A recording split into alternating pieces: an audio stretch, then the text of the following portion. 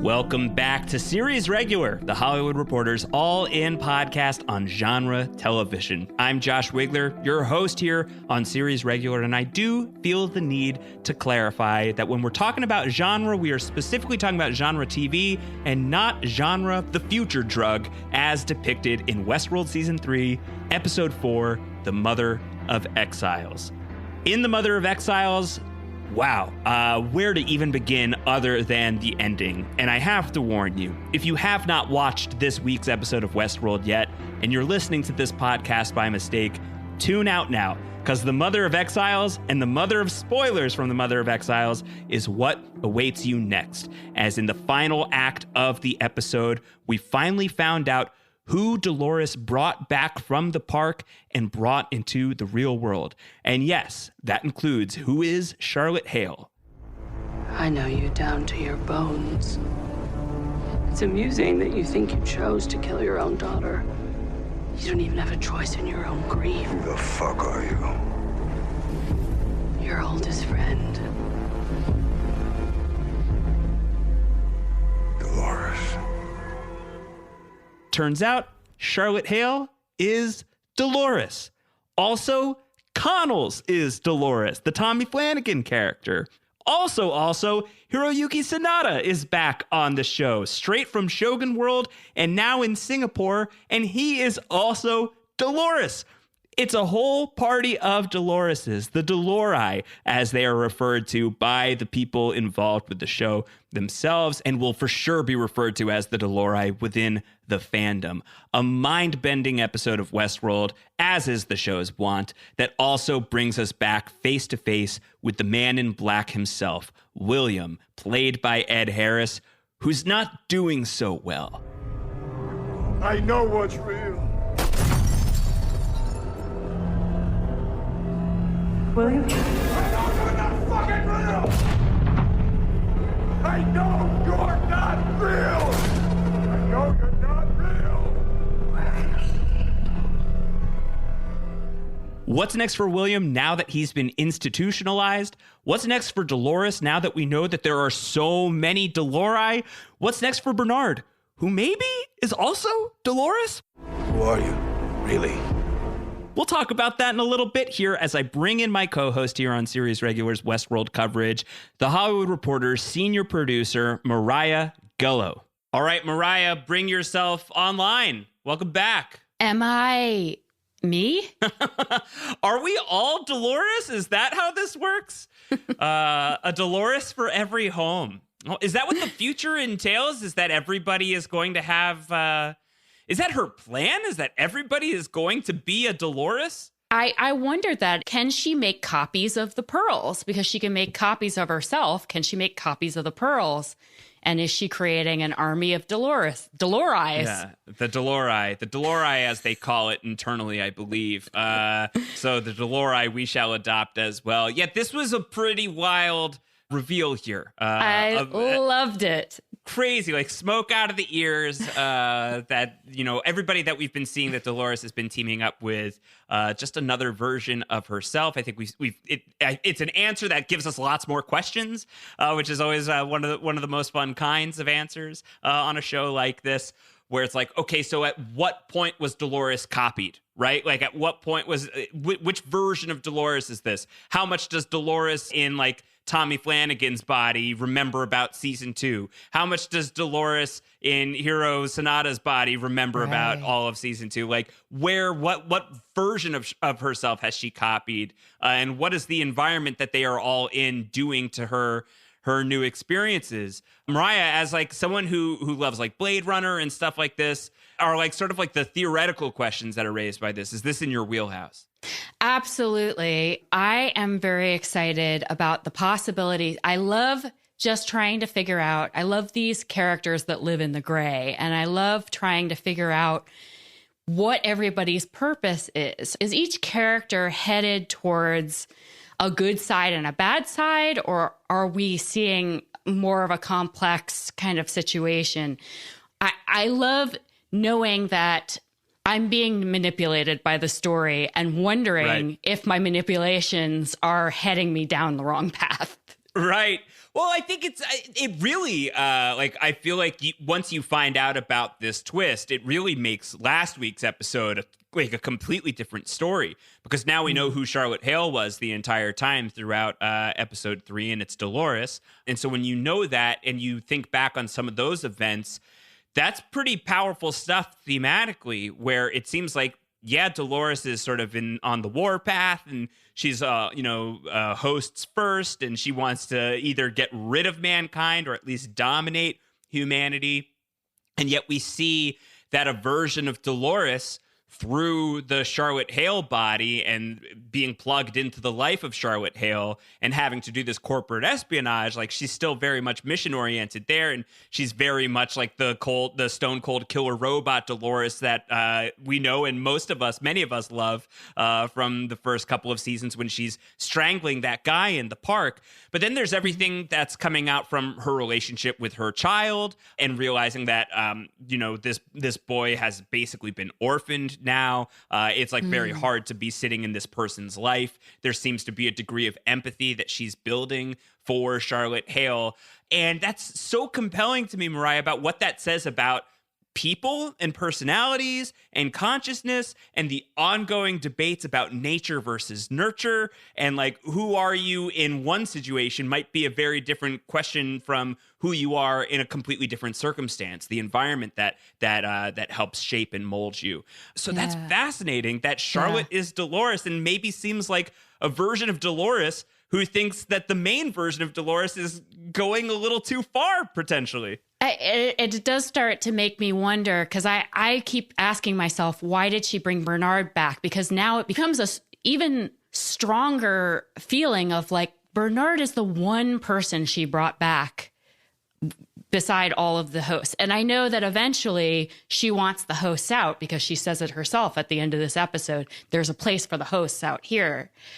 But Bernard is the only one she physically brought out. And the mystery is still confounding me. What is her plan for Bernard? Does she have a plan for Bernard? Or is Bernard one of the good humans, and she's keeping him alive, exactly how she says, by bringing his memory back into his body and keeping him alive? Yeah. She has said before that, like, he's a check, it's a system of checks and balances. And I think maybe to with some egg on our face, we buy that at face value, and perhaps should not, especially in light of the revelation that Dolores, she brought 5 pearls back into reality. And I don't know that we have everything fully accounted for yet. Yeah, we have one more body, correct? I believe that that's right, because so it would be Charlotte, Connell's, Hiroyuki Sanada's character, and Bernard, right? Because she brought Bernard back online. And then who's the next one? Who's the 5th that she brought back? So I think we're still uncertain about that and what version of Dolores will show up there, or if she's like, is she saving it for Teddy? As we come to I think we can piece together from the Hiro Sanada version of the character, the Yakuza battle with Maeve, that it seems like, and it's not even just him, but it's also it's Sirach, right? Sirach has this conversation with Maeve about, I can reunite you with your daughter. And Hiro Sanada's version of Dolores, which is such a strange thing to say, is talking about how there's a place in this new world for your daughter and all the people who left. So is she planning on like bringing Teddy back? Is she planning on bringing Teddy back from the Valley Beyond where we last saw him? And is she like saving a pearl for Teddy? Is there like somebody she's like hanging on to it for? But the other thing, Marya, and like, again, we take it at face value that Bernard is Bernard and has been brought back online purely.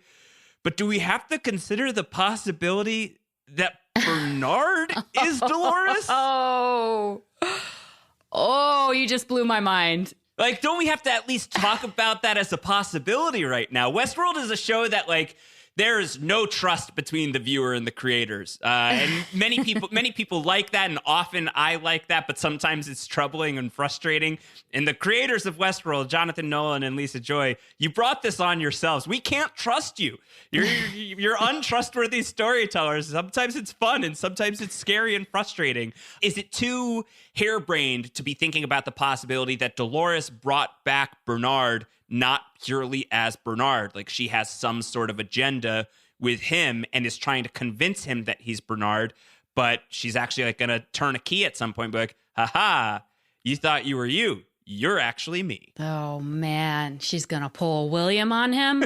Yeah. Is Bernard Dolores? Oh, I don't know, man. That's like beyond my comprehension. It's so hard. It's so hard because Jeffrey Wright is already playing two different characters. He played Arnold and Bernard, and he played Bernard who thought he was a human, and then Bernard who knows he's a host. Right. So the fact that he might have to, I don't even know. I've just short-circuited thinking about it, that Bernard could be not who he is. So I'm trying to think about what are some of the ways that it would like logistically make sense. And like, I mean, all they would have to do is like some sort of technobabble that we have no idea about. And it's like, oh, well, okay. So you guys thought this through in a way that we were not processing because we have no idea what any of this actually means. But in terms of like the things that have happened on the show in the past, there's one thing where Bernard talks about, in the first episode of this season when he's doing the self-analysis, it's been 90-something days since he last had contact with Dolores Abernathy. That would still hold true if he is Dolores but doesn't know it yet and doesn't have like his Dolores personality activated. Dolores has housed multiple personalities at the same time. She was once both Dolores and Wyatt all the way back in season 1. So it's possible for these hosts to contain multitudes. We saw her father, Peter Abernathy, in season 2 with like all of this crazy data in his head, and he's managing like millions of different personalities and data and information, and it's hot wiring him. But if it's just 2, maybe it's not that hard to like switch between one personality and the other. So if Bernard has like a Dolores personality within him, but he's also simultaneously still Bernard to some degree, is that possible? Or like the hosts capable of being multiple people at once? I mean, there's definitely a possibility that they could all be John Malkovich. I think it's true. There may be like a secret digital cave on the 13th floor or whatever it is, and they just go through and they all come out as a bunch of Malkovich robots. Well, Josh, I have a question for you regarding Bernard. He has one of those buttons, and Serac has one of those buttons. Do we know where these buttons came from, whether Serac's button and Bernard's button are the same, and where that technology came into play? I don't remember the buttons from season 2. Do you? No, I don't think that we've ever seen this before, at least not to my memory. The trick in the past has always been freeze all motor functions, and that's it. That's usually good enough. So why do we need to bring the hoogie doogie, as I call it? Because it's what we used to call our garage door opener when I was a child, and I'm still a child, apparently. So, like, where did the hoogie doogie come from, and why do Bernard and Serac both have this? And it would seem like Bernard doesn't know who Serac is, but is it possible that like Serac has eyes on Bernard somehow and is able to study Bernard remotely and is able to like follow what he is doing with his remote control? Literally, like he's like watching his process of what he's building, and he's building something in kind. Or is season 3 just like the season of the remote controllers, and very coincidentally, these two people both have these hoogie doogies? But no, I have no great answer to that question, but they both have that same technology. And what happens when they both get introduced into the same scene and they're both like vying for control over who's got the remote controller? I mean, that's a domestic dispute writ large. Definitely. Fighting over who gets to change the channel. Everyone's going to be very upset. I'm very curious to see if this button actually does work on Dolores, because Bernard hasn't attempted to use it yet. Right. He has that confrontation towards the end, but the button did not come out. No, well, poor Bernard, like he had it on Liam. Yes, he tried to freeze the wrong person. The poor billionaire or ex-billionaire or trillionaire or whatever he was. He tried to freeze him, and that didn't work out so well. So, who knows how it would have worked if he had tried it on Dolores. But it seemed like he was just like so shocked by seeing the Tommy Flanagan character, Connells, as Dolores that like he himself was kind of frozen and didn't know what to do. Can we talk about that Eyes Wide Shut scene? What is happening? I wrote down. The future is odd, Mariah. The future is crazy. I wrote down, okay, this divergence where the future I had so carefully planned ended. That's Sirach line. The divergence where the future I had so carefully planned ended. Does that mean that Sirach plans all the orgies? Is that part of his greater goal? Yes. Yeah, I think so. I think Sirach and Rehoboam, the computer device that's predicting our future patterns, both very into the underground orgy scene and like the super uber rich billionaire orgy scene. But it seems like it's a world where like sex work has been legalized to some degree, right? Like this doesn't seem like it's like this is like a. We've seen, I think, like things that seem a lot more like underground. This seemed like a very posh event. So, you know, maybe things have been, in some ways like become more lenient in the future. But this reminded me a lot of the first season of Westworld and that like the hedonistic town that they have in the far reaches of the park.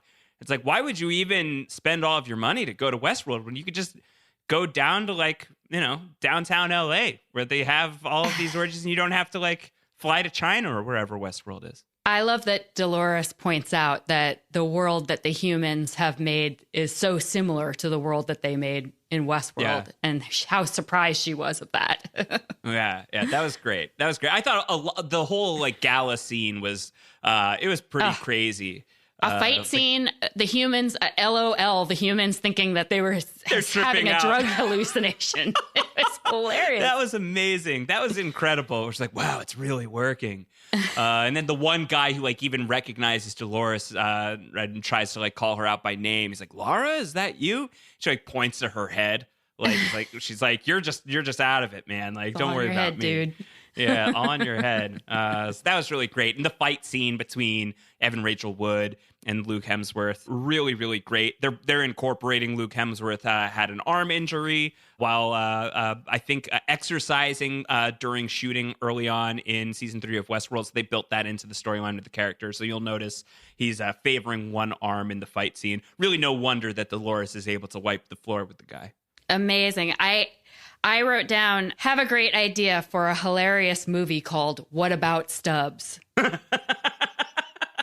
I'm into it. I'm here for the Stubbs feature film, or like even the Stubbs episode. The Stubbs and Bernard dynamic has been a true delight so far. There are some fantastic buddies buddying up. You know what I mean? Like Stubbs and Bernard, and then Caleb and Dolores. I could watch their adventures all day long. And I really would love to know more about Lena Waithe's character as well. Those underground people are fascinating to me. I feel like it won't be too long before we get to see them again. That's not just a one-off appearance. I'm looking forward to the future where they have these mirrors that you just look in the mirror and it like puts a suit on you. And so like it can like, the tailors are probably going out of business in this future, which is sad. But it's a pretty cool little piece of technology they've got there where you could just like custom modify your own literal avatar. Caleb got to have his very own Pretty Woman moment. Yeah. Does that make Dolores Richard Gere? Yes, it does. Yeah. And Caleb's Julia Roberts. I think that's good. I think that's really good. Mariah, we got to see the Man in Black back in action this week. He's doing great. Yeah. Things are really working out for him. It's really going well. He's definitely not losing his mind. Josh, do you think that Dolores was just playing with her food with William, that she didn't need him after all? She was just trying to kind of play with him a little bit before he secured his fate in the insane asylum? Yeah, so I think like clearly she needs to get him committed. She needs to get him institutionalized so she can secure his share of the board as this vote is coming to a head, which seems like this has to be on the docket pretty soon here, right? Like that, we got to imagine this, the attempt at this takeover. We're officially at the halfway mark of the season, by the way, which is crazy. Unbelievable. So next week we're past that. You got to imagine this is coming into play really soon. And so Dolores needs to have the full takeover of Delos, so she needs to have William's votes, but she would certainly much prefer, rather than like socially engineer her way into William's heart as Charlotte, just to like get him committed and take the thing, because she's, allegedly Charlotte Hale, and she should be able to get that if he's institutionalized. But did she have to go through like such lengths and be like so dramatic with him? Probably not. Probably an element of playing with her food. And I think that even if this version of Dolores as Charlotte, and I don't know, internally they've called her Dolores in the past. I think we have to stick with that so that we can distinguish between all of the different Dolores. That Dolores may be gaining some measure of empathy, at least for like Charlotte's backstory, if not for humanity at large, and feeling disconnected from the Dolores plot. That might be the case, but she still remembers William, and she still is Dolores enough to get a good hate into William here. Yeah, absolutely. And I really wonder if we are going to see a connection between where William is right now and the final scene of the season finale of season 2, where they're attempting to resurrect William, I believe. Right. We don't really know, right? Like we still kind of don't know what that whole post-credit scene for season 2 was. And we've been waiting a long time to see the Man in Black again, to see William back on our screen. And I actually thought that this episode for me, I know people are listening to us for the clarity. I wish I had some as it pertains to William, because I'm more confused now by the end of this episode, that final scene where he's, institutionalized. He's at this new place, which is called Inner Journeys Recovery Center. So really just playing with everything that William's all about. And Dolores in her blue dress shows up. And is that just a figment of William's imagination? Is that part of like the pinprick that Dolores does to William? It's very blink and you miss it. But before he gets carted off for the institution, she like whispers in his ear and like pricks him on the neck, and there's like a little blood drip. Does she need that blood for something, or is she like installing herself inside of him?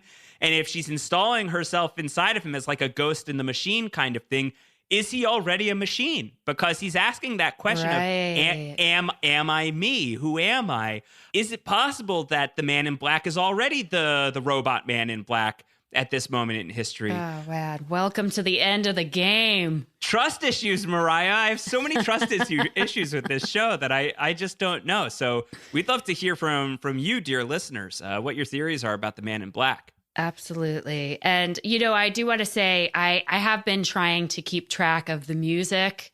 The orgy scene had a song. I could not figure out what it was. Same, I would love to hear from people if they know. It's right at the tip of my tongue, but for some reason I got fixated on Rihanna's Rude Boys, which it is not. It's something else.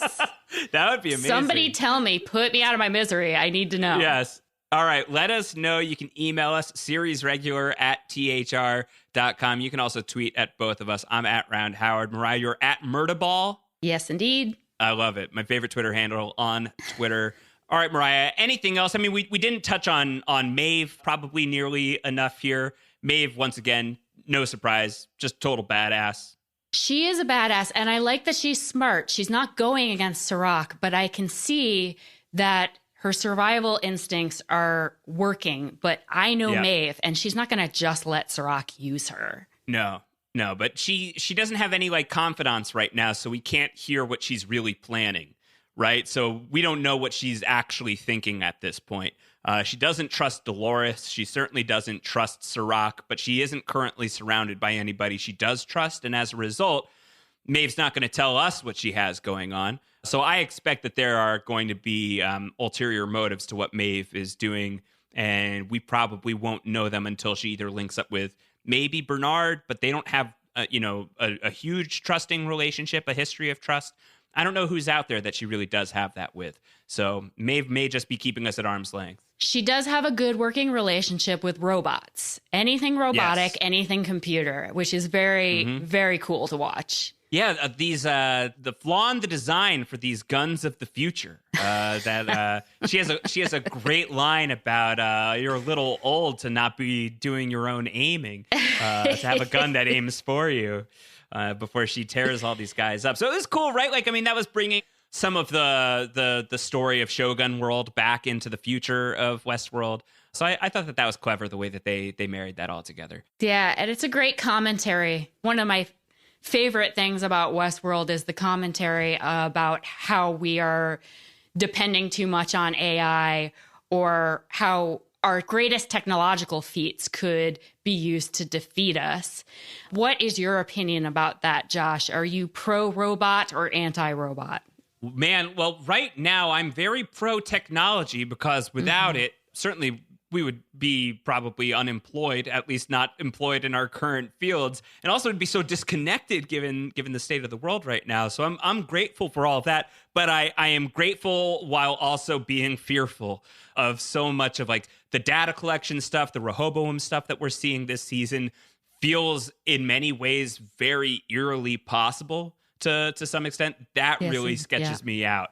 The idea of having an algorithm that predicts what you're going to do with your life based on what you've done with your life and therefore curtails experiences to go towards the prediction. It's not so much of a prediction anymore at that point, rather than it's just like putting you on that path that it has chosen for you. That's terrifying to me. It's the kind of thing of like when I talk about going out for Taco Bell and then my phone shows me an ad for Taco Bell, but I didn't search for it. Like, I don't like that at all. And I apologize to all of you who are listening to this episode of Series Regular, and now your phone, when you're going on Instagram next, you're going to have a big Taco Bell ad on it. Not a sponsor of this podcast. I feel like the end of this series might have Caleb growing a beard and living in a cabin in the woods off the grid. That might be the lesson to us all, to unplug. Very possible. Very, very possible. It would be a wise man if he was able to get away with that. Marya, anything else from this episode before we close out? Oh, well, I did have a theory that's been circulating in my head, which is that Dolores has chosen Caleb specifically because she needs his skills and she's enlightening him, and he's kind of the Neo to her Matrix, and he's showing, or she's the Trinity to his Neo. But I wonder, does she also know that he has a 99.9% of falling in love with her? Yeah. I mean, if she knows all the information that she has already, then she's got to know that that's a possibility, right? Yeah. Yeah. If that data is accounted for, then she definitely has that information. It's like, who's Caleb's type? Oh, it's me. Yeah, I should probably see if I can put this guy to use. I mean, to be honest, Rachel Wood is everyone's type. Yeah, so. whose type isn't she? Absolutely. Oh, my gosh. Very excited to see what's happening in the next episode. All right. Well, next week, it's season 3, episode 5. And the next episode of Westworld, Marya, is called Genre. This episode featured a drug called Genre. So is somebody about to have a very bad trip in season 3, episode 5 of Westworld? We have to wonder. There's nothing better than a future drug. Yeah. So future we'll drugs. Yes, we're going to be talking future drugs next week in the future, talking Westworld season 3, episode 5. Until then, Marya, you can bring yourself offline. Oh, thank you. That's going to do it for us this week on Series Regular, the Hollywood Reporters All-In podcast on genre television. And again, not that kind of genre.